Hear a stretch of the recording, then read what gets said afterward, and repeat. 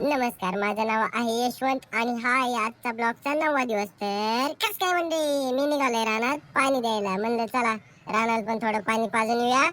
चला, तर आमची संस्कारी मुलं बघायची का तुम्हाला?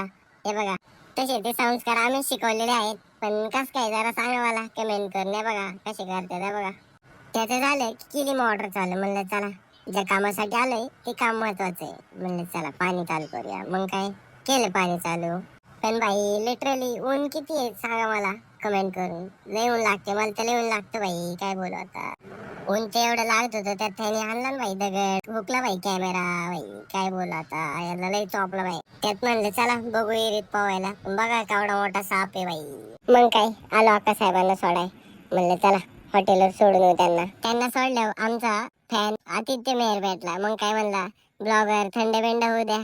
मग म्हणलं पे पे थंड पे. थोडं झालं पप्पांचं फोन, म्हणले जा बँकेत जाऊन पैसे भरणे. मग काय काढले 2 स्लिपा. म्हणलं चला भरू बँकेत.